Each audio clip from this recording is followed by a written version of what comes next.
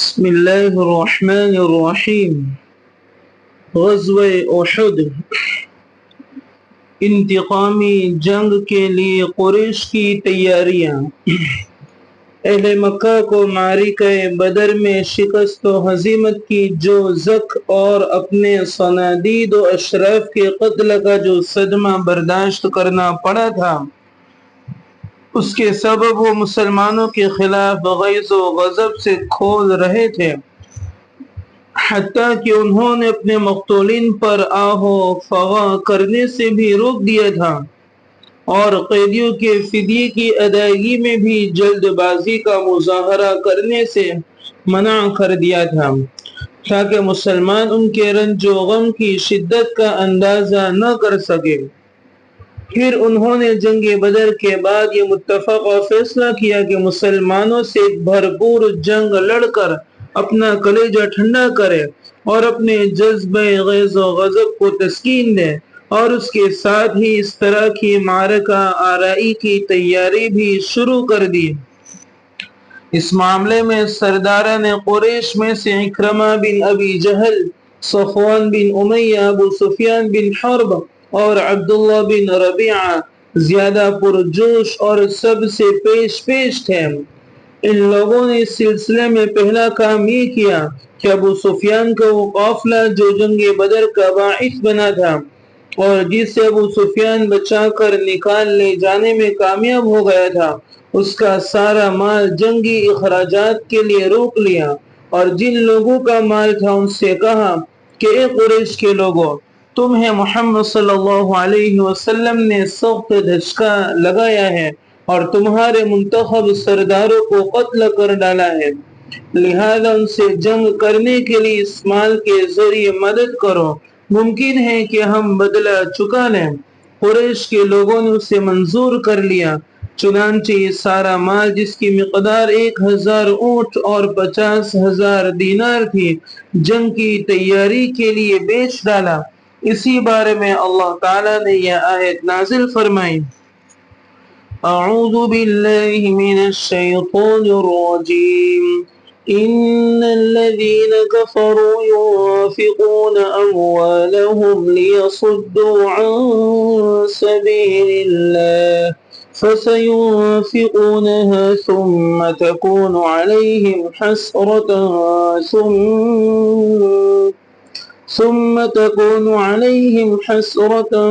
ثم يغلبون۔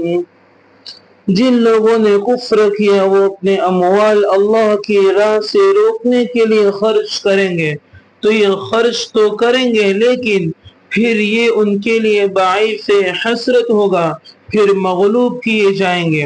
پھر انہوں نے رضاکارانہ جنگی خدمت کا دروازہ کھول دیا کہ جو احابیش، کنانہ اور اہل تہامہ مسلمانوں کے خلاف جنگ میں شریک ہونا چاہے وہ قریش کے جھنڈے تلے جمع ہو جائے۔ انہوں نے اس مقصد کے لیے ترغیب و تحریض کی مختلف صورتیں بھی اختیار کی، یہاں تک کہ ابو عزہ شاعر جو جنگ بدر میں قید ہوا تھا اور جس کو رسول اللہ صلی اللہ علیہ وسلم نے یہ عہد لے کر کہ اب وہ آپ صلی اللہ علیہ وسلم کے خلاف کبھی نہ اٹھے گا، از راہ احسان بلا فدیہ چھوڑ دیا تھا، اس سے صفوان بن امیہ نے ابھارا کہ وہ قبائل کو مسلمانوں کے خلاف بھڑکانے کا کام کریں، اور اس سے یہ عہد کیا کہ اگر وہ لڑائی سے بچ کر زندہ و سلامت واپس آ گیا تو اس سے مالا مال کر دے گا، ورنہ اس کی لڑکیوں کی کفالت کرے گا۔ چنانچہ ابو عزہ نے رسول اللہ صلی اللہ علیہ وسلم سے کیے ہوئے عہد و پیمان کو پس پشت ڈال کر جذبات غیرت و حمید کو شعلہ زن کرنے والے اشعار کے ذریعے قبائل کو بھڑکانا شروع کر دیا۔ اسی طرح قریش نے ایک اور شاعر مصافع بن عبد مناف جمحی کو اس مہم کے لیے تیار کیا۔ ادھر ابو سفیان نے غزوہ سویق سے ناکام و نامراد بلکہ سامان سامان رسل کی ایک بہت بڑی مقدار سے ہاتھ دھو کر واپس آنے کے بعد مسلمانوں کے خلاف لوگوں کو ابھارنے اور بھڑکانے میں کچھ زیادہ ہی سرگرمی دکھائی۔ پھر آخر میں سریہ زید بن حارثہ رضی اللہ عنہ کے واقعے سے قریش کو جس سنگین اور اقتصادی طور پر کمر توڑ خسارے سے دوچار ہونا پڑا اور انہیں جس قدر بے اندازہ رنج و الم پہنچا، اس نے آگ پر تیل کا کام کیا، اور اس کے بعد مسلمانوں سے فیصلہ کن جنگ لڑنے کے لیے قریش کی تیاری کی رفتاری میں بڑی تیزی آ گئی۔ قریش کا لشکر، سامان جنگ اور کمان۔ چنانچہ سال پورا ہوتے ہوتے قریش کی تیاری مکمل ہو گئی۔ ان کے اپنے افراد کے علاوہ ان کے حلیف اور احابیش کو ملا کر مجموعی طور پر کل 3000 فوج تیار ہوئی۔ قائدین قریش کی رائے ہوئی کہ اپنے ساتھ عورتیں بھی لے چلیں تاکہ حرمت و ناموس کی حفاظت کا احساس کچھ زیادہ ہی جذبہ جان سپاری کے ساتھ لڑنے کا سبب بنے۔ لہذا اس لشکر میں ان کی عورتیں بھی شامل ہوئی، جن کی تعداد 15 تھی۔ سواری اور بار برداری کے لیے 3000 اونٹ تھے اور رسالے کے لیے 200 گھوڑے۔ ان گھوڑوں کو تازہ دم رکھنے کے لیے انہیں پورے راستے بازو میں لے جایا گیا، یعنی ان پر سواری نہیں کی گئی۔ حفاظتی ہتھیاروں میں 700 زرہیں تھیں۔ ابو سفیان کو پورے لشکر کا سپہ سالار مقرر کیا گیا۔ رسالے کی کمان خالد بن ولید کو دی گئی اور اکرمہ بن ابی جہل کو ان کا معاون بنایا گیا۔ پرچم مقررہ دستور کے مطابق قبیلہ بنی عبد الدار کے ہاتھ میں دیا گیا۔ مکی لشکر کی روانگی۔ اس بھرپور تیاری کے بعد مکی لشکر نے اس حالت میں مدینے کا رخ کیا کہ مسلمانوں کے خلاف غم و غصہ اور انتقام کا جذبہ ان کے دلوں میں شعلہ بن کر بھڑک رہا تھا، اور یہ جو عنقریب پیش آنے والی جنگ کی خونریزی اور شدت کا پتہ دے رہا تھا۔ مدینے میں اطلاع۔ حضرت عباس رضی اللہ عنہ قریش کی ساری نقل و حرکت اور جنگی تیاریوں کا بڑی چابک دستی اور گہرائی سے مطالعہ کر رہے تھے۔ چنانچہ جو ہی لشکر حرکت میں آیا، حضرت عباس رضی اللہ عنہ نے اس کی ساری تفصیلات پر مشتمل ایک خط فوراً نبی صلی اللہ علیہ وسلم کی خدمت میں روانہ فرما دیا۔ حضرت عباس رضی اللہ عنہ کا قاصد پیغام رسانی میں نہایت پھرتیلا ثابت ہوا۔ اس نے مکے سے مدینے تک کوئی 500 کلومیٹر کی مسافت صرف 3 دن میں طے کر کے ان کا خط نبی صلی اللہ علیہ وسلم کے حوالے کیا۔ اس وقت آپ صلی اللہ علیہ وسلم مسجد قباء میں تشریف فرما تھے۔ یہ خط حضرت ابی بن کعب رضی اللہ عنہ نے نبی صلی اللہ علیہ وسلم کو پڑھ کر سنایا۔ آپ صلی اللہ علیہ وسلم نے انہیں رازداری برتنے کی تاکید کی اور جھٹ مدینہ تشریف لا کر انصار و مہاجرین کے قائدین سے صلاح و مشورہ کیا۔ ہنگامی صورتحال کے مقابلے کی تیاری۔ اس کے بعد مدینے میں عام لام بندی کی کیفیت پیدا ہو گئی۔ لوگ کسی بھی اچانک صورتحال سے نمٹنے کے لیے ہمہ وقت ہتھیار بند رہنے لگے، حتیٰ کہ نماز میں بھی ہتھیار جدا نہیں کیا جاتا تھا۔ ادھر انصار کا ایک مختصر سا دستہ جس میں سعد بن معاذ، اسید بن حضیر اور سعد بن عبادہ رضی اللہ عنہم تھے، رسول اللہ صلی اللہ علیہ وسلم کی نگرانی پر تعینات ہو گیا۔ یہ لوگ ہتھیار پہن کر ساری رات رسول اللہ صلی اللہ علیہ وسلم کے دروازے پر گزار دیتے تھے۔ کچھ اور دستے اس خطرے کے پیش نظر کہ غفلت کی حالت میں اچانک کوئی حملہ نہ ہو جائے، مدینے میں داخلے کے مختلف راستوں پر تعینات ہو گئے۔ چند دیگر دستوں نے دشمن کی نقل و حرکت کا پتہ لگانے کے لیے طلایہ گردی شروع کر دی۔ یہ دستے ان راستوں پر گشت کرتے رہتے تھے جن سے گزر کر مدینے پر چھاپا مارا جا سکتا ہے۔ مکی لشکر مدینے کے دامن میں۔ ادھر مکی لشکر معروف کاروانی شاہراہ پر چلتا رہا۔ جب ابوا پہنچا تو ابو سفیان کی بیوی ہند بنت عتبہ نے تجویز پیش کی کہ رسول اللہ صلی اللہ علیہ وسلم کی والدہ کی قبر اکھیڑ دی جائے، لیکن اس دروازے کو کھولنے کے لیے جو سنگین نتائج نکل سکتے تھے اس کے خوف سے قائدین لشکر نے تجویز منظور نہ کی۔ اس کے بعد لشکر نے اپنا سفر بدستور جاری رکھا، یہاں تک کہ مدینے کے قریب پہنچ کر پہلے وادی عقیق سے گزرا، پھر کسی قدر داہنی جانب کترا کر کوہ احد کے قریب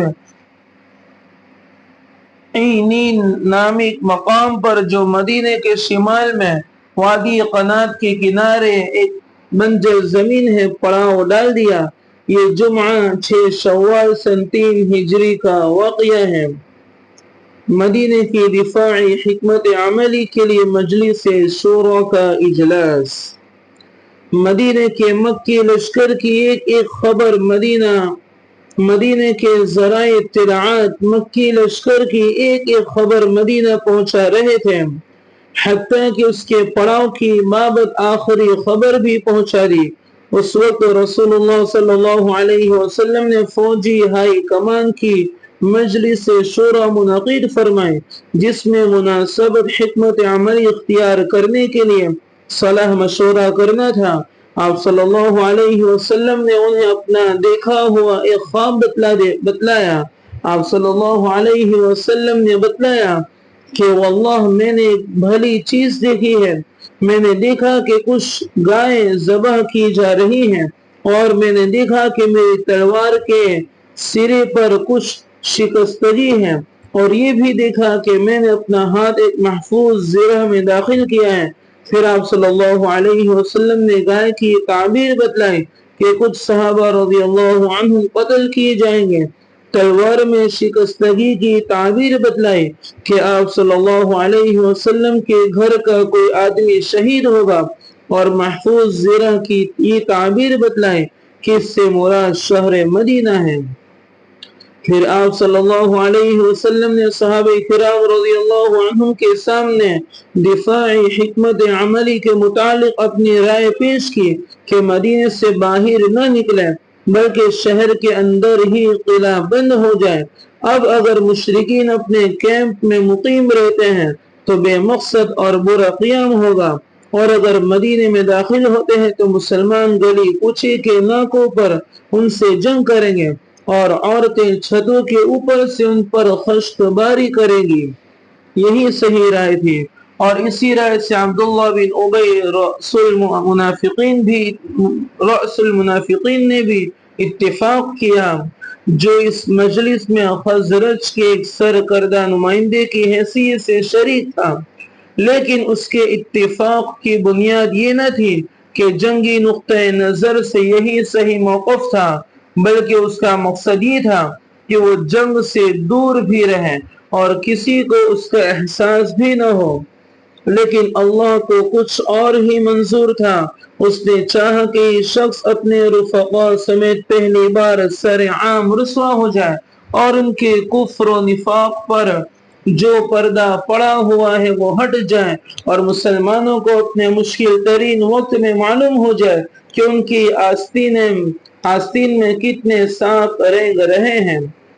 چنانچہ فضلاء صحابہ رضی اللہ عنہم کی ایک جماعت نے جو بدر میں شرکت سے رہ گئی تھی، بڑھ کر نبی صلی اللہ علیہ وسلم کو مشورہ دیا کہ میدان میں تشریف لے چلیں، اور انہوں نے اپنی اس رائے پر سخت اصرار کیا، حتیٰ کہ بعض صحابہ رضی اللہ عنہم نے کہا، اے اللہ کے رسول، ہم تو اس دین کی تمنا کیا کرتے تھے اور اللہ سے اس کی دعائیں مانگا کرتے تھے، اب اللہ نے یہ موقع فراہم کر دیا ہے اور میدان میں نکلنے کا وقت آ گیا ہے، تو پھر آپ صلی اللہ علیہ وسلم دشمن کے مد مقابل ہی تشریف لے چلیں، وہ یہ نہ سمجھیں کہ ہم ڈر گئے ہیں۔ ان گرم جوش حضرات میں خود رسول اللہ صلی اللہ علیہ وسلم کے چچا حضرت حمزہ بن عبد المطلب رضی اللہ عنہ سر فہرست تھے جو معرکہ بدر میں اپنی تلوار کا جوہر دکھلا چکے تھے۔